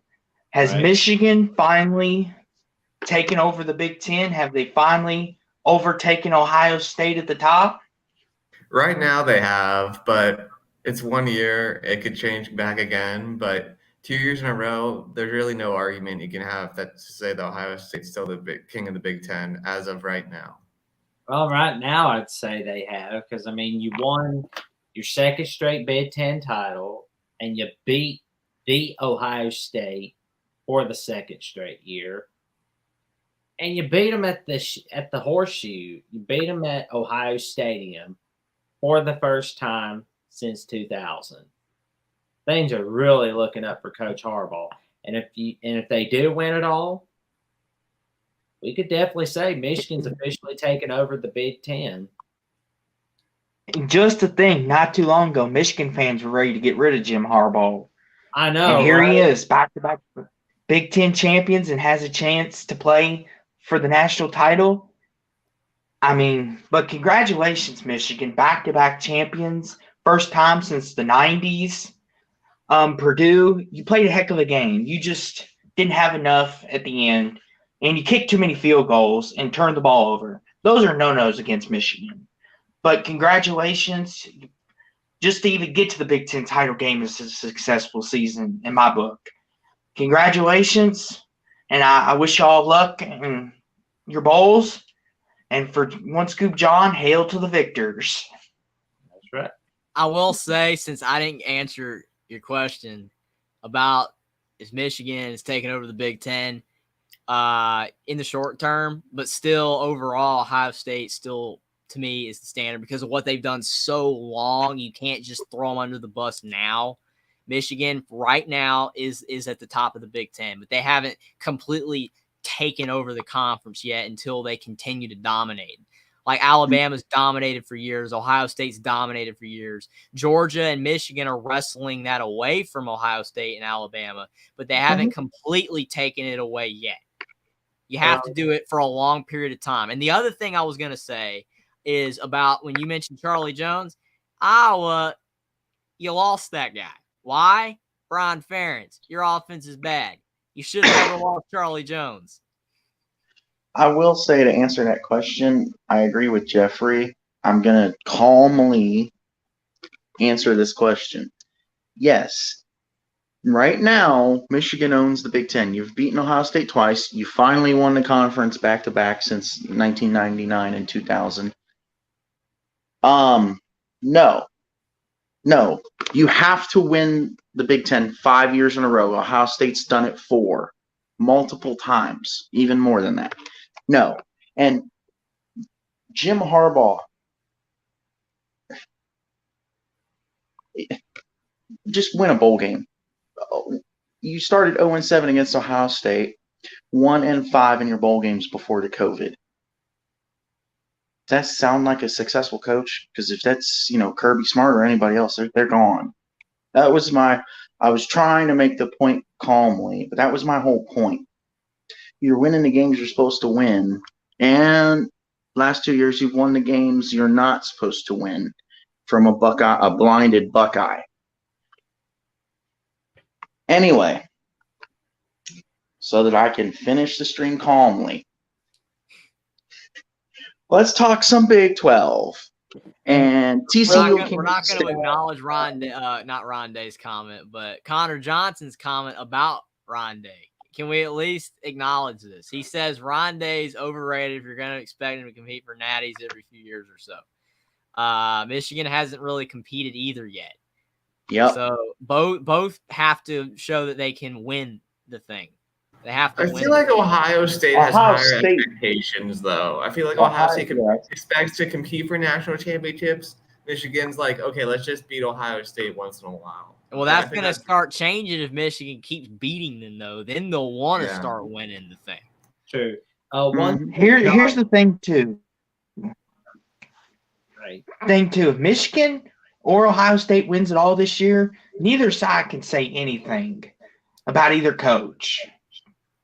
I agree. I don't really think you should be saying too much about either anyway, mate. There's more argument for Harbaugh, but really neither. I mean, you're winning most of your games, man. I mean, problem with when you're at this elite level is everybody expects you to win it all or lose at most one game, and if you lose more than one, then you're garbage. It's just the expectations are ridiculous. Honestly, I think that Ryan Day and Jim Harbaugh for right now, I think this is going to be like another 10-year war.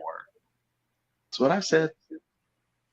I mean, here's the thing. Ryan even made a comment because I listened to it. He made a comment in his press conference.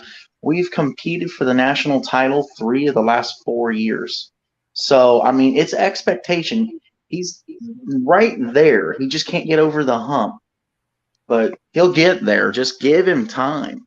Of course, Michigan fans like one scoop John won't. But my biggest thing is Jim Harbaugh is in the short term caught up to Ryan Day. In the long term, Ryan Day is miles ahead of Jim Harbaugh. Now, with that being the last thing on the Big Ten, we really need to talk about the Big 12 so we can keep this going.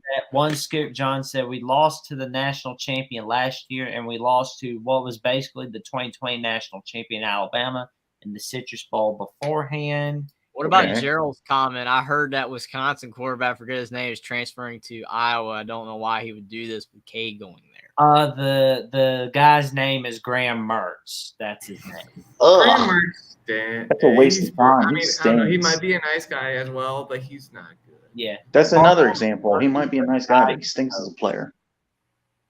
What? Gerald said Harbaugh is quirky, but the guy can coach.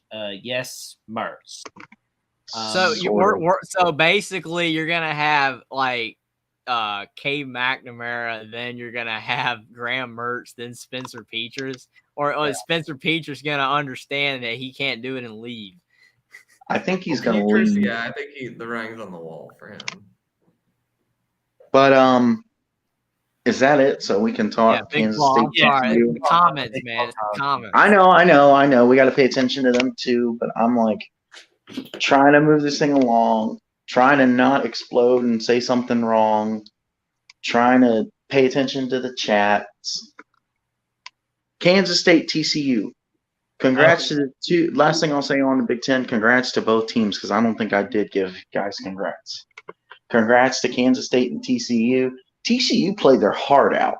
Now, Max Duggan did have some screw-ups with the interceptions early, but obviously it happened early enough for him to dig TCU out of the hole. I think Sonny Dykes at the end of that game kind of screwed up on the play call. Should have just went for the touchdown. And then TCU would have won if they hadn't done what they did. And I don't mean that like an obvious statement. I mean like, hey, really? Hey, here's the thing.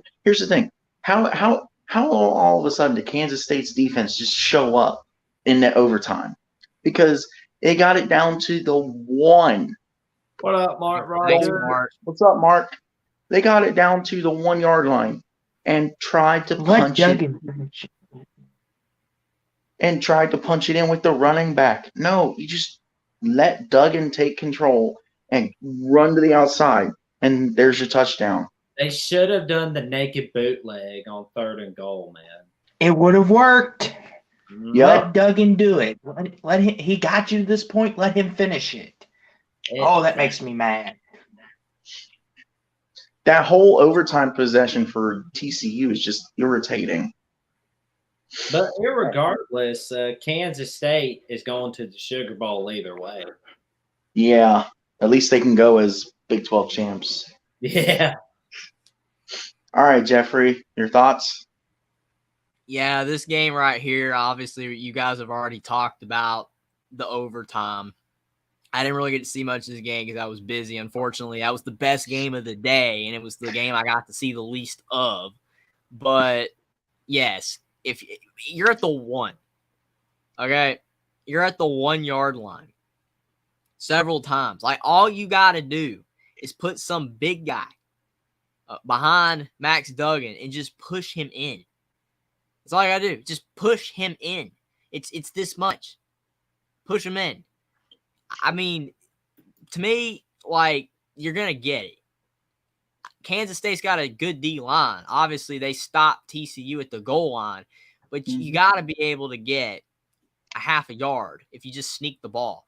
I think sneaking the ball is almost a lost art. I understand quarterbacks, injuries, and everything, but sneaking the ball is still the best way to get a yard. Really. For the most part, it just is. It's easy, especially if you put a big guy behind you, push that guy in. But besides that, I'm glad Kansas State won. Or run a PA bootleg. I mean, have Duggan come out and then have someone come across, like on a cross, and then throw it to him. I mean, that's always worked too. That's Notre Dame's kind of thing. They did it against USC with Mayork. Mark obviously likes to get a big body and push him in, so I'll just leave it at that. You push that guy in. But, again, I'm glad Kansas State won. Kudos to them. Everything to me worked out here because, for one, I picked Kansas State. Buckeye might pick Kansas State. So, I mean, thank you, Kansas State. But, number 2, thank you for not blowing TCU out so they can make the playoff. Thank you. Because if you had blown them out, there would have been a chance that they fell out of the top 4. So I'm glad TCU got to make the playoff even with a loss. It was a great game. So I'll just say that kudos to both teams. You're fantastic teams. Kansas State's great. TCU's great. And it was a great game. I've seen highlights of it. Just fantastic play on both sides of the ball. And I'm glad Kansas State, they got the win, and I'm glad TCU got to make the playoff. Mhm. One Scoop John agrees with me. The PA bootleg is the other way to go with it. He agrees I'm with me not on saying that. you're wrong. I'm just saying that when you're at the daggum one, dude, you just push the guy in. The play action bootleg's good and all, but look at freaking Drake May. He did a bootleg kind of thing, and he threw a pick. Just push him in. There's less margin for error. Just push him in. I don't disagree. You're right. Bootleg works, but just push him in. Get him in there. I think the problem is with these like red zone possessions. These offensive coordinators want to show how smart they are. Oh, I'm such a smart offensive mind. I'm coming up with all these fancy things. All you gotta do, I agree with Jeffrey, is just push them in. Don't be fancy. This is one of my frustrations with Notre Dame this year. I feel like Tommy Rees and Al Golden are trying to show how smart they are and how like complex of schemes they can run. This is college football. This isn't the NFL. Just win. Just win with what works. Don't go fancy. Don't go outside the box. And this is teams' games. Like this lost TCU the game. Them trying to be too fancy and not actually doing what they can. Mark said you also have 4 downs. Play action at least one time. Give Duggan the pass run option. Make him a threat. The dude ran for 110 yards. Gerald said, I know Duggan was tired, but there was a stoppage of play before those tries. QB sneak. One Scoop John said, even a novice like me in NCAA 2014, I would have done QB sneak under center there all day. Yeah, and here's the thing. Let me ask you: if you're the offensive coordinator, would you have done a read option there, like Mark's pointing out to? Would you have done something like that, or just sneak it? So you have 4 downs. I would try it probably on first down, and if it doesn't work, sneak that sucker all day long. Like on third down, there was a perfect opportunity to go for the naked bootleg because all the guys were focused on the guys on the left. Nobody was there on the right, and you're home free for a touchdown. Mark says takes too long.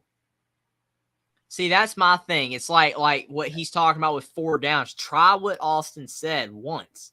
But they didn't do a quarterback sneak one time. I can't stand when you have 4th and 1. It doesn't even matter where it's at on the field. And you've got someone running a play out of the shotgun. You're 4 yards behind the line of scrimmage. All it takes is one guy to bust through the O-line, get in the backfield, the running back stop, and the play's dead. If you sneak it over, if you don't want your quarterback to do it, just get a big guy under center, get a big guy behind him, and just push him over. You don't have to do all this complicated stuff. The read option's good, but more teams are starting to figure that out because so many teams are doing it. Old-fashioned football, just pound it, man. Pound it. Here's the thing why people do the read option is because they read the guy coming off the end. You see a lot of it with Lamar Jackson. He loves to do that. He'll have the ball and he's going to read the end man. If the end man's coming in to stop the run, he just takes it because the corners and safeties are preoccupied with the receivers. But now if you're in a big bunch like you're saying, Jeffrey, I get it.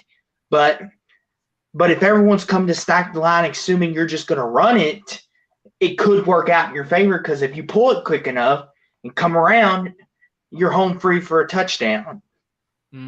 But see, that's boom or bust. It's risk reward. The reward is great, but the risk is not very good because of the fact somebody could be on that edge. Again, I've been watching football for about 10, 12 years.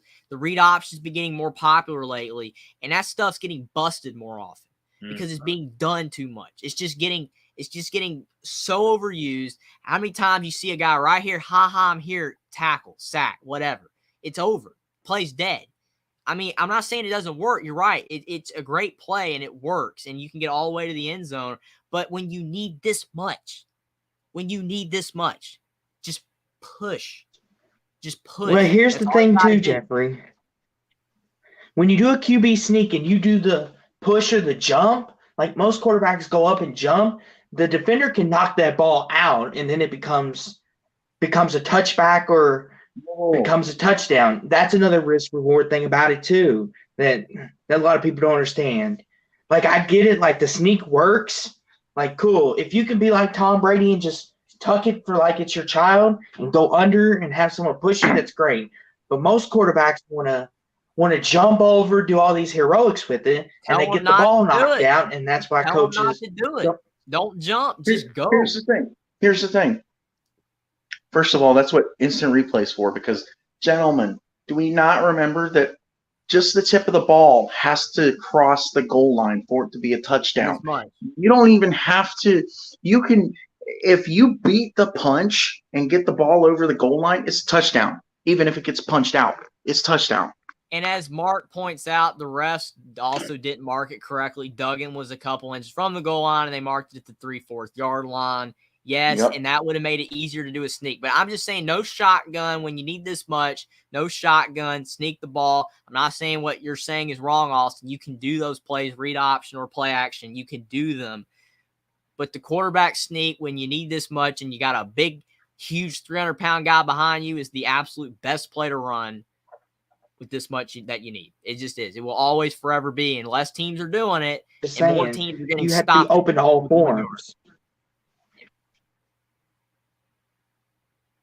Well, and the thing, too, that might have got him worried is, what if W gets hurt? Okay, but he's been running all game long. That's obviously not a concern. Yeah, he ran for 110 yards. You're saying be open to all options. I'm agreeing with you that what you're saying to try should be tried. But when you have 4 downs, you at least do one quarterback sneak. If you read Twitter, and I don't like Twitter, but I read Twitter, there was comments all over. Why wasn't there one quarterback sneak? Why wasn't there one quarterback sneak? There should have been a quarterback sneak. There's no justification. You cannot justify that all those plays that they ran, that there shouldn't even at least been one quarterback sneak. One of the 4 plays. One. Let me ask you, Jeffrey. When do you think is the best time to run it? 3rd down or 4th down? I don't think it matters. You just try. The quarterback sneak. I don't think it matters. I think you just do it. You pick one, you do it. You just do it. And really, 4th down is probably the worst, because that might be the time when they're maybe expecting you to do it the most. Because I mean, how many times do you see like on like 2nd down or whatever, 3rd down, they rush real quick and they sneak it, they can't stop it. They weren't prepared. If it's on 4th down, all the tension's there. It might be harder to do this. I'd probably do it earlier, but you got to do it once, man. I mean, I'm not trying to say you're not wrong. You can do what you're saying, but you have to try it once. If you have the option, you have the amount of downs to try. Okay. And that's fair. I understand your point. Like, just do it once. And I agree with you. I'm just saying, though, that QB sneak ain't always the answer. But I agree with your point, though. At least try it once. And if they stuff you, then go to your next play call you got. And before we go to the last game, everybody did get their points in, right? I don't think I got to say anything about the game, but go ahead, Jackson. I'd like to say congratulations to Coach Chris Kleiman on a wonderful coaching job at Kansas State this year, and congratulations to Sonny Dykes, the head coach of TCU, turning around that squad, and congratulations to quarterbacks Will Howard and Max Duggan. And I would like to also extend a congratulations to the MVP of the Big 12 championship game, Deuce Vaughn. You had a great game, my man, and I wish you a lot of luck against the Alabama Crimson Tide in the Sugar Bowl. And TCU, I wish you a lot of luck in the playoffs against Michigan. Yes. Yeah, I just got a couple of quick things I want to point out. Congratulations, Kansas State. You bounced back after you blew the 18-point lead to TCU the first time. You wrote that wrong. But I think the bigger thing that got overlooked, and it sucks for Kansas State, is the fact of play call. Why didn't you sneak it? Why didn't you do that? That sucks. But we should give our congratulations to Kansas State. They did make the stop. They kicked the game-winning field goal, and K-State wins the Big 12. Great accomplishment. And for TCU, I get it. It's a big game. You want to try to pull out everything. But sometimes, as Jeffrey states, just do the QB sneak. It's just easier that way. But TCU, they're still in the playoffs. We'll talk more about that later. And they got a big game against Michigan. So all hope is still there. Max Duggan, dream of bringing a championship to TCU is still there. But congratulations and an incredible season by both teams, especially for TCU. Do you guys think, real fast, Sonny Dykes is still Coach of the Year? 100%. Even with after this loss? Yes. Easily. I don't have a problem with it. Either him or Coach Willie Fritz is fine by me. The only other thing I'll say. Yeah, that's all I'd like to say on that.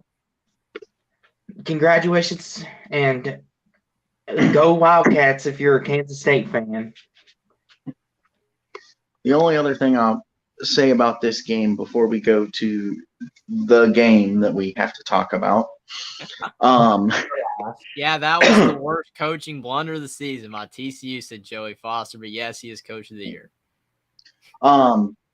I had to go back and watch some highlights of this because I was also busy. The only difference was I was stuck in the movie theater watching the new Black Panther. So, but I did catch the end of the game itself. But was it good? Good? Oh my God, Yeah. yes, it's so good. It's all If you that haven't seen it, go see it. Oh yeah. So now, put them up, put them up, put them up, put them up. No. Utah beat USC Trojan, 2 Utah times. Utes. I told everybody from the beginning. 43-42. Yeah, it was close. It wasn't a fluke. I told everybody Utah has USC's number. Who else's number do they got? Oregon. They've beaten them in the last 3 times as far as USC. USC, this game, in my opinion, would have been a better game if Caleb wouldn't have got hurt. Caleb getting hurt is the key here, guys. He pulled a hamstring. He had a gash, about like a decent-sized chunk gash in his throwing hand. He had too much The pain hamstring, on his too. the hamstring is what caused him to become a pocket passer. He's obviously not a pocket passer. Well, maybe he is, but that's not his strength anyway. Mm-hmm.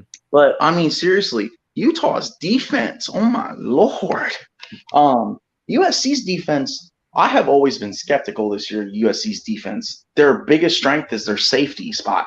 They have no depth in the rest of their defense. Sorry, Tim, Tony, and Rick, but it's true. And USC fans in general. Utah, where's this been? Like, if this is the case, you should have beaten USC like this the first time. And You went Florida. and Florida. You went on a 44-7 run after the 12:03 mark in the second quarter. Like, you literally, USC just didn't do what they were supposed to do in general. They were supposed to go in and put their foot on Utah's throat, so to speak, and not let up. And they did.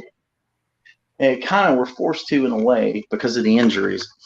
But as far as the game itself, I thought it was a great game. And no, it's not because I was rooting for Utah so we get in. I like Utah. Utah's a good team. Winningham knows how to coach. The funniest thing of the whole game, though, was in postgame when Whittingham went over and talked to the Fox crew and looked in the camera and said, "You're welcome, coach." His little message to Ryan Day, so to speak. With that being said, that's about all I can. He told him he can eat free in Columbus for a super long time. But as far as that goes, that's about all I can remember off the top of my head. So you're up. I will say about what you said with Caleb Williams being, maybe not the greatest pocket passer, he can do it. But here's my thoughts on that. I've always been of the belief that when you are a running quarterback, you use that to make your passing game better. Mhm. So if you're not the greatest pocket passer in the world, if you're not, then if you have that threat to run, then in your mind, it makes those throws easier because in the back of your mind that you can make the run. You can run the ball if you have to, if the passing game's not there. But when you get hurt as a running quarterback and that running game is gone from your ability because you're hurt, then you have to throw the ball in the pocket because you can't move. And that's where your ability suffers. Cam Newton, again, completely off topic, Cam Newton in the NFL had this problem when he got hurt so many times because he was so good at running and throwing, but when he couldn't run the ball anymore, he regressed so badly. Caleb Williams regressed in the game because he was hurt, obviously, but it's also because what makes him great was taken away. And then he had to throw the ball in the pocket on every possession. And he's a better quarterback when he doesn't have to do that every single time.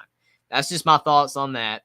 The other thing is that, yes, Caleb Williams is the key to this game. He was the key. Him getting hurt and not being 100% is why they lost. But the other problem is USC's defense. And I've been hammering it the whole time. And most of these games, most of them, not all of them, but in most of these games, the teams lost because of poor defense.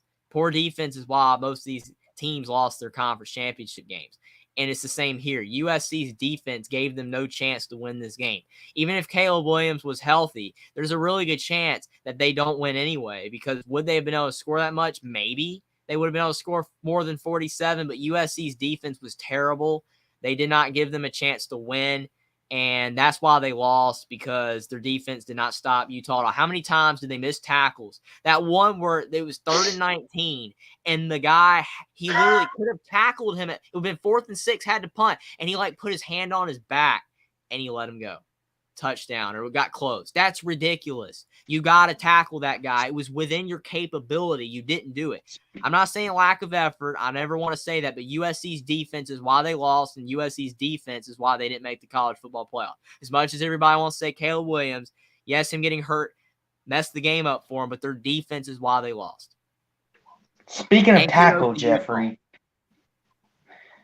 Cam Rising took a big hit. Did you all happen to see that? Yes. I'm surprised he survived that game, man. And he got back in there, and he was like, nothing ain't going to stop me from winning tonight. And he came right back in and let Utah right down on a touchdown drive like nothing ever happened. Kudos to Utah, and Kyle Whittingham is a fantastic coach. Kudos to Utah. And I will say that hit was egregious, but sometimes, though, it depends on where you get hit, because something looks bad and it's awful, but then at the end of the day, you get back up and you're okay. Sometimes the smallest of things that doesn't look bad can be a lot much worse injury than a massive hit. I will say that. I'm not saying, but he clearly was in better shape than Caleb Williams. Because here's the thing. The reason they didn't call targeting, from what I understand, he hit him with his head like this. If he tilts his head just slightly, it's targeting. Because of the location, because he runs through with his face mask, but the crown still makes contact with the helmet. So therefore, it would have been targeting. That's why it wasn't. It's just luck of like, oh, let me turn my head slightly. But yeah, that was nuts. Joey Foster says, actually, coach of the year should probably be Lance Leopold. What he did for Kansas this year cannot be overlooked or taken lightly. They have 2-star players and G5 transfers. Yeah, that's a great point, but unfortunately, they're going to give it to a coach that's got a great record. Yeah, I think they went 5-0 to 6-6. So, for this game, I just couldn't believe how bad USC played on defense compared to how they played against us. Like, I know they played a lot of games in a row, but like they played like their best game against us, and I felt like they played their worst game against Utah. It's just so frustrating to me. I mean, I just felt like they came to play against the Irish, and after they went up 14-0, I think they thought they won. So it's just frustrating to watch as a fan of a team that just played them.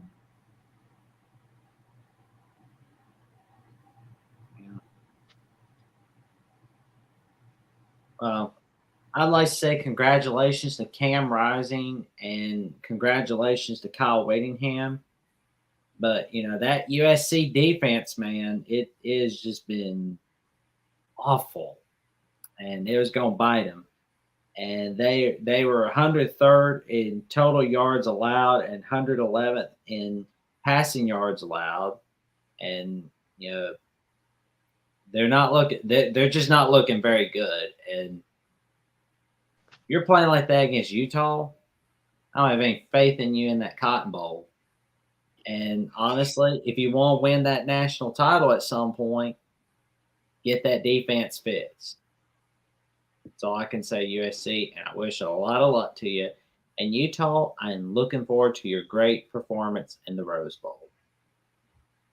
In your second I'm straight. gonna start off by saying congratulations, Utah, but man, after that game was over, and it was like, how can you root against Cam Rising?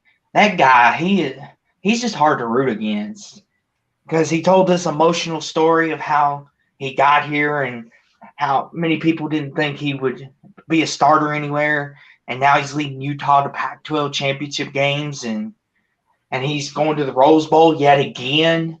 I mean, how do you root against that guy? But yeah, USC, I'm sorry, but their defense is awful. Just awful. I mean, they get turnovers. That's one good thing you can say about USC's defense is they get a lot of turnovers, and what has saved them in a lot of games. And to Will's point against Notre Dame, they played a heck of a game on defense. But this game looked like when USC was up, and then all of a sudden, if you turned it off saying, oh, this is going to be a blowout, and then you turn it back on and you're like, we're tied at 17? What happened? That's how quickly USC's defense can get scored on. And that 4th and 8 call by Lincoln Riley, oh my gosh, why didn't you just punt it?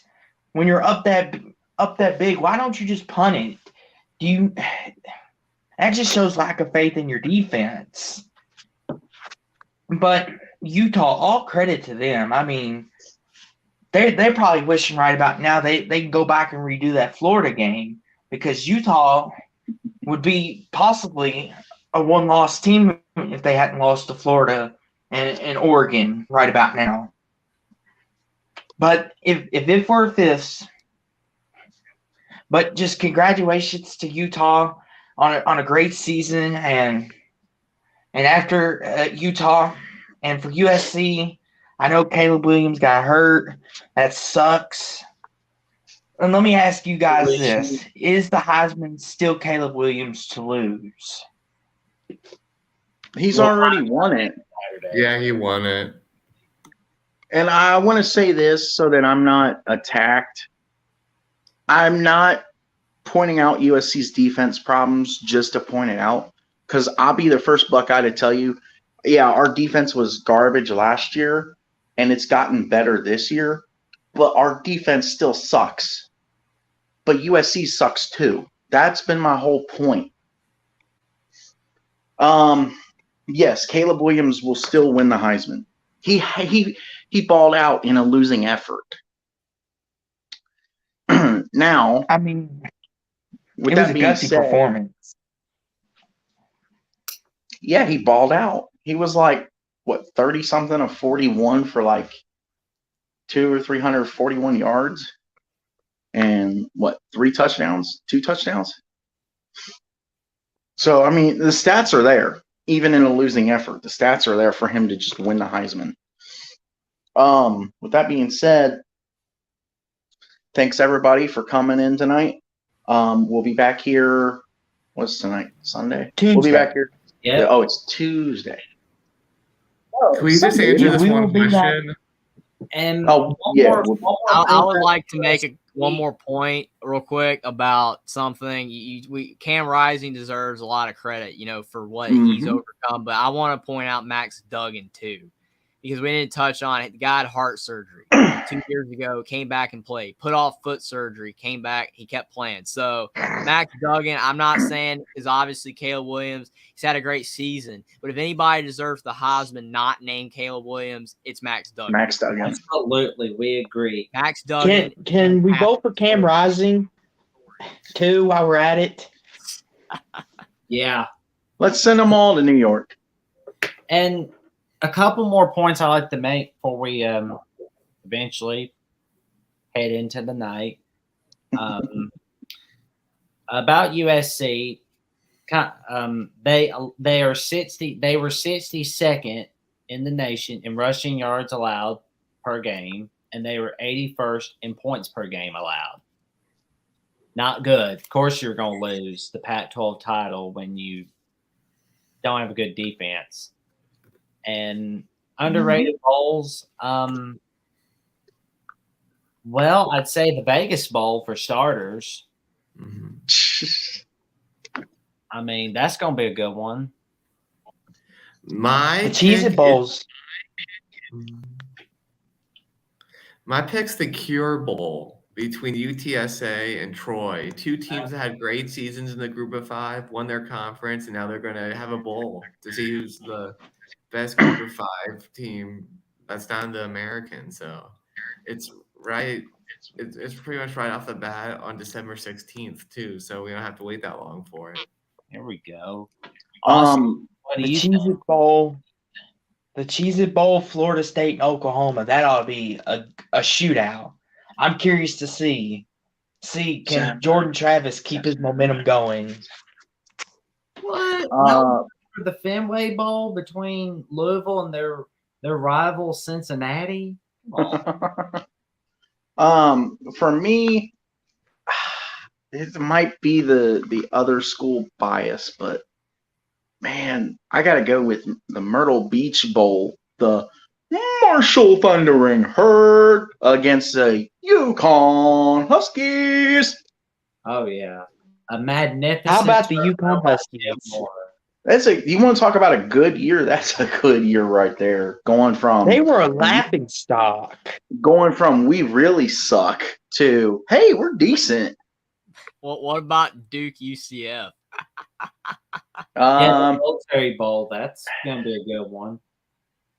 I just want to see like Mike Elko winning his 9th game. Getting a big turnaround this first year at Duke. Last year they were 3-9. Well, I'll tell you this much: if either Jake Plumlee doesn't play for whatever reason, or USC, God, I still have them on the brain. UCF defense doesn't show up, then Duke is going to win that. But with that being said, he's fantastic. With that being said, because now we're kind of taken away from our other shows, guys. Come on now. Yep. Wazoo, the Jimmy Kimmel LA Bowl from Connor Johnson. Yep. Make sure you join us Tuesday night, everybody. We will be doing playoffs start reaction talking about and ranking. We're going to talk about the playoff matchups Tuesday. We're going to talk about selection show and some bowls on Tuesday. So everybody come back for Tuesday's show right here at 10:30 p.m. We will not be late. 10:30 Eastern time. Yes. Yes, and we will answer all your questions. Like and subscribe.